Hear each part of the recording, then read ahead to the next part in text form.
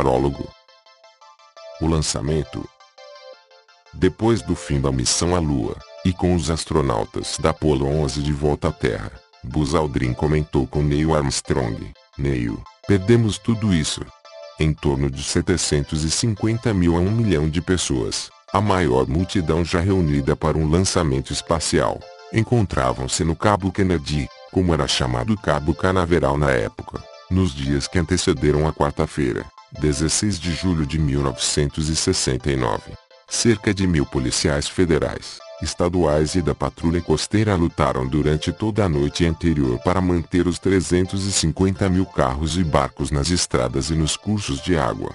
Um inspetor de veículos com espírito empreendedor arrendou de plantadores de laranja uma extensão de 3 quilômetros ao longo da estrada e cobrou $2 por cabeça pela visão privilegiada. Por $50 cada. Outro empreendedor vendeu certificados de presença impressos em pergaminho falsificado com imitações de letras antigas. Por $2,95 comprava-se uma caneta espacial falsa. Nenhuma festa ao ar livre promovida por causa de um jogo de futebol seria capaz de se equiparar ao festival de verão que precedeu o primeiro lançamento para um pouso na Lua.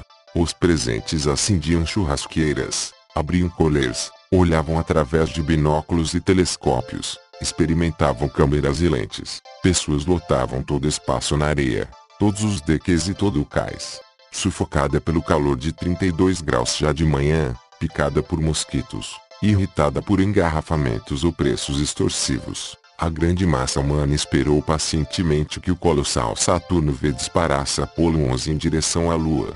Banana River, que fica a 8 quilômetros ao sul do complexo do lançamento, estava abarrotada de barcos de todos os tipos. Em uma grande lancha da norte-americana Aviation, construtora do módulo de comando da Apollo, Jeanette Armstrong, esposa do comandante da Apollo 11, e seus 2 filhos, Rick, de 12 anos, e Mark, de 6, esperavam ansiosos pelo lançamento. O astronauta e amigo Dave Scott, companheiro de Neil no voo da Gemini 8 em 1966, conseguiu o que Jeanette chamou de lugar número 1. 2 amigos de Jeanette também estavam a bordo, assim como uns poucos funcionários de relações públicas da NASA e Dora Jane Dodie Amblin, uma jornalista que fazia cobertura exclusiva do lado pessoal da história da Apollo 11 para a revista Life. Acima de todos, helicópteros traziam grupos e mais grupos de VIPs para as arquibancadas erguidas no melhor lugar, a pouco mais de 5 quilômetros da plataforma de lançamento. Dos cerca de 20 mil convidados especiais da NASA, compareceram de fato em torno de 1/3, incluindo algumas centenas de ministros estrangeiros, ministros de ciência e tecnologia, adidos militares e oficiais da aviação, além de 19 governadores de estados americanos, 40 prefeitos e centenas de empresários do comércio e da indústria americanos. Metade dos membros do Congresso estava presente, assim como alguns juízes da Suprema Corte.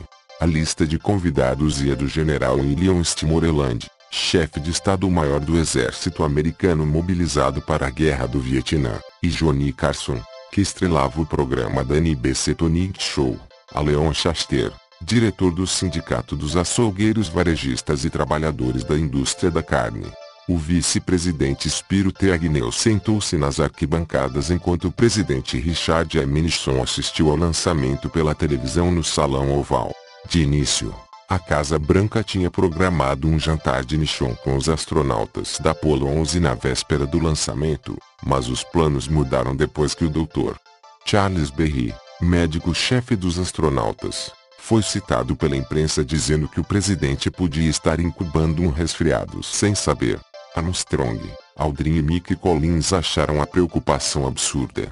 20 ou 30 pessoas, secretários, técnicos em trajes espaciais, técnicos dos simuladores, estavam em contato diário com eles.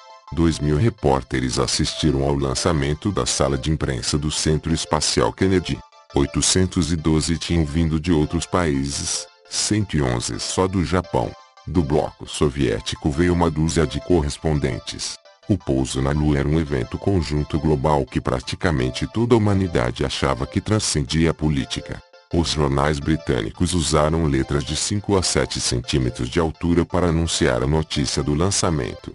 Na Espanha, o vespertino Pueblo, embora crítico da política externa americana, mandou para o Cabo Kennedy 25 ganhadores de um concurso, com todas as despesas pagas. Um editorialista holandês chamou seu país de louco pela lua. Um colunista tcheco observou: estes são os Estados Unidos que amamos, totalmente diferente dos Estados Unidos que lutam no Vietnã. O jornal popular alemão O Bild Zeitung observou que 7 dos 57 supervisores do projeto Apollo eram de origem alemã. O jornal concluiu, em um tom chauvinista, que 12% de todo o trabalho para a viagem à Lua é made in Germany. Até mesmo os franceses consideraram Apollo 11 a maior aventura na história da humanidade. Um suplemento de 22 páginas do France Soir vendeu 5 milhões de exemplares.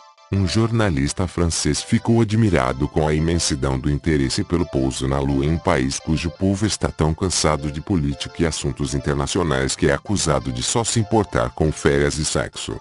A Rádio Moscou destacou as notícias sobre o lançamento.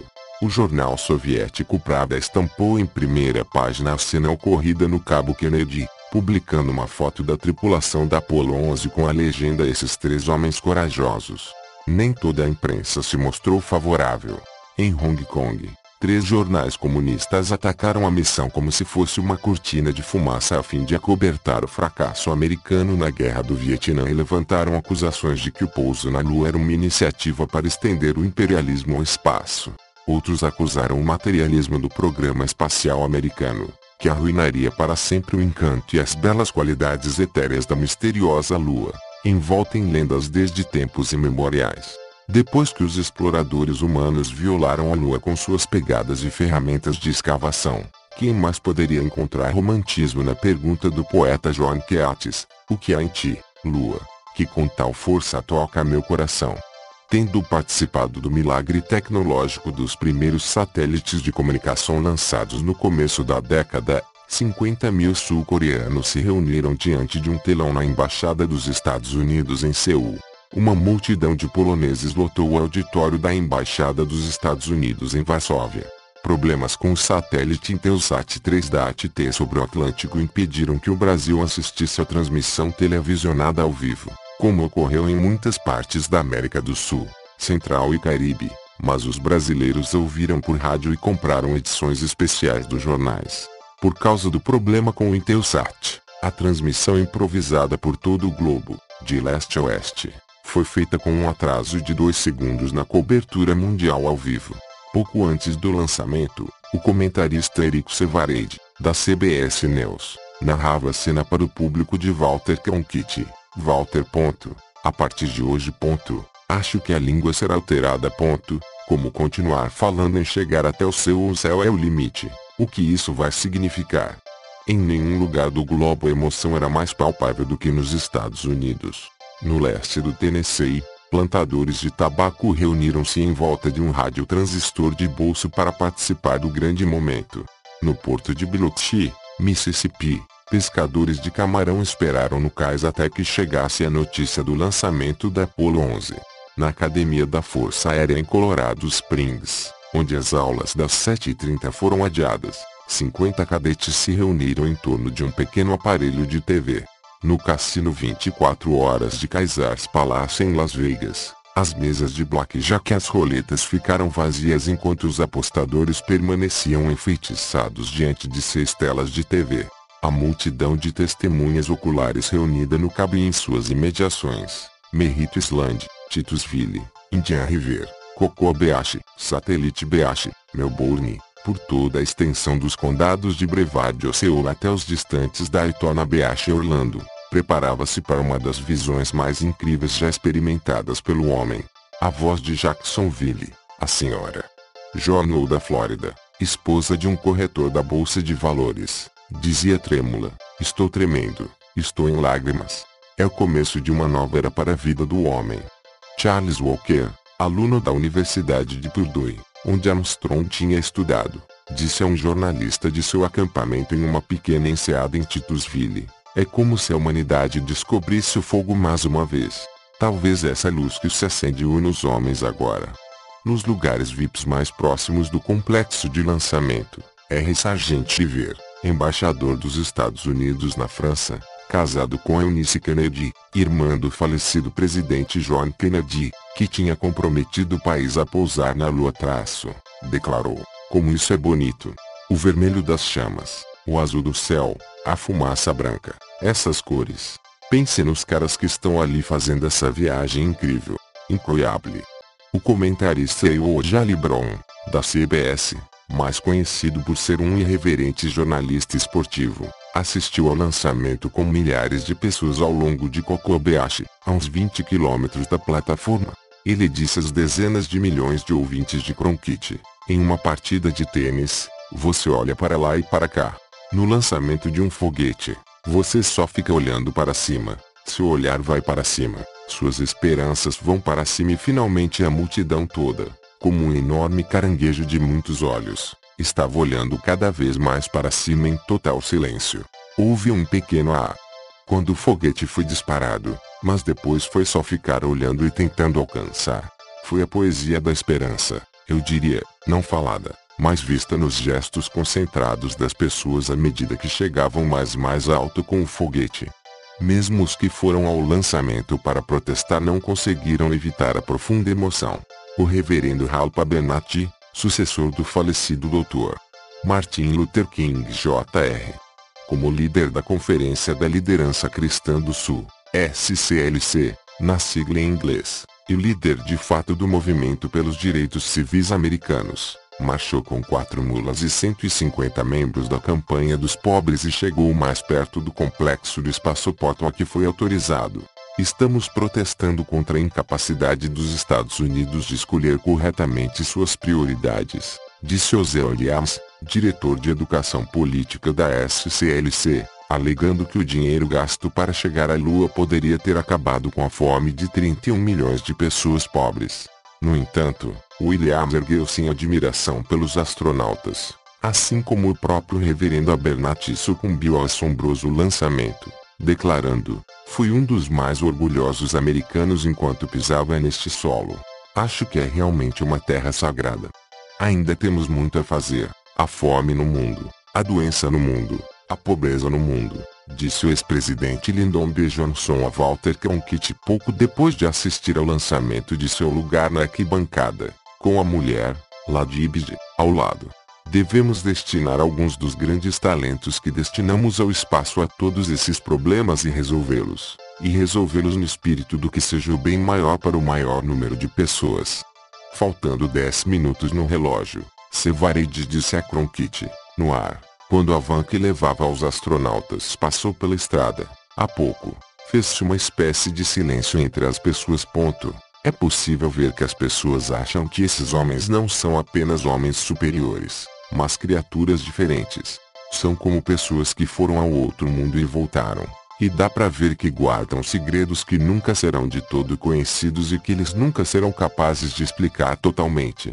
No centro de Ohio, a 1.600 quilômetros dos pontos de observação na Flórida, a pequena Wapakoneta, cidade natal de Armstrong, esperava impaciente.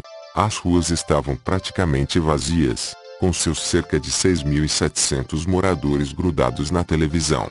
No centro do caos, encontrava-se o número 912 da rua Neil Armstrong, a casa térrea em estilo campestre para a qual o casal Viola e Steve Armstrong tinha se mudado havia apenas um ano. Os pais de Neil tinham ido ao lançamento da Gemini 8 em 1966. O filho tinha conseguido que eles também presenciassem o lançamento da Apollo 10 em abril, mas para esse voo ele os aconselhou a ficar em casa, dizendo que a pressão seria muito grande sobre eles no cabo. Nos meses que antecederam o lançamento, os pais de Neil tinham sido cercados por jornalistas de todos os tipos, da Inglaterra, Noruega, França, Alemanha e do Japão. Viola lembra, as perguntas impertinentes, como era Neil quando criança? Como era a vida dele em casa? Onde vocês vão ficar e o que vão fazer durante o lançamento? Etc. Etc. Estavam constantemente exaurindo minhas forças e meu sistema nervoso. Só sobrevivi pela graça de Deus. Ele deve ter ficado do meu lado o tempo todo. Para facilitar a cobertura da Apollo em Wapakoneta, As 3 maiores redes de TV instalaram uma torre de transmissão conjunta de 25 metros de altura na rua da casa dos Armstrongs. A garagem virou uma sala de imprensa com filas desordenadas de telefones instalados sobre mesas dobráveis, e a NASA enviou Tom Andrews, um oficial de protocolo, para ajudar os Armstrongs a lidar com o bando de repórteres. Os pais de Neil tinham apenas uma televisão em preto e branco, por isso as redes de TV deram a eles um grande aparelho em cores para que vissem a missão. Todos os dias, um restaurante local mandava para eles meia dúzia de tortas. Um comércio de frutas da cidade próxima de Lima enviava um grande sortimento de bananas. Um laticínio de Delpos mandava sorvete. A Fischer Cheese-Co, o maior empregador de Wapakoneta, ofereceu seu especial queijo da lua. A Consolidate Bottling Company entregou embalagens de molho da lua encoberta, uma fórmula secreta de refrigerante de baunilha. O orgulhoso prefeito de Wapakoneta solicitou que todas as casas e estabelecimentos comerciais mantivessem hasteada a bandeira americana, e de preferência do estado de Ohio também, desde a manhã do lançamento até o momento em que os meninos estivessem de volta em segurança. Entre alguns locais, os holofotes da mídia inspiraram outro tipo de embelezamento cívico. Alguns contavam histórias exageradas, outros, mentiras deslavadas sobre suas relações com o astronauta. Até as crianças aderiram às fantasias. Olha, meu pai é o barbeiro de Neil Armstrong. Ou minha mãe foi a primeira garota a beijar Neil. Ou eu podei a cerejeira de Neil Armstrong. Como o número telefônico dos Armstrongs do condado de Auglaize era de conhecimento público, Tom Andrews conseguiu 2 linhas particulares que funcionavam na área de serviço da família, anexa à cozinha. Por volta do meio-dia da véspera do lançamento, Neil ligou para os pais do cabo. Viola lembra, a voz dele era carinhosa. Ele achava que estavam prontos para a decolagem no dia seguinte. Pedimos a Deus que olhasse por ele. Os irmãos de Neil foram ao lançamento. June, o marido, o Dr. Jack Hoffman, e os 7 filhos chegaram à Flórida de avião, vindos de sua casa em Menomonee Falls, Wisconsin. Deanna Armstrong, a esposa, Marilyn, e os 3 filhos viajaram de carro, deixando sua casa em Anderson, Indiana. A lembrança que Viola tinha daquela manhã continuou nítida até o dia de sua morte. Visitantes, vizinhos e estranhos reuniram-se para ver e ouvir, entre eles minha mãe, Caroline, minha prima Rose e meu pastor, o reverendo Weber. Stephen e eu nos sentamos lado a lado, usando, para dar sorte, os broches da Gemini 8 que Neil tinha nos dado. Era como se desde o momento em que nasceu, ou ainda antes, desde o tempo em que a família de meu marido e meus próprios antepassados surgiram na Europa, há séculos nosso filho, de alguma forma, estivesse destinado a essa missão. Parte 1. O menino piloto. Nasci e fui criado em Ohio, a uns 100 quilômetros de Dayton, em direção ao norte. As histórias sobre as conquistas dos irmãos Wright e sua invenção do avião estão em minha memória desde que me conheço por gente. De início, minha atenção se voltava para a construção de aviões, não para o fato de voarem. É impossível ter êxito com um modelo que não seja bem construído. Neil Armstrong é o autor, 13 de agosto de 2002,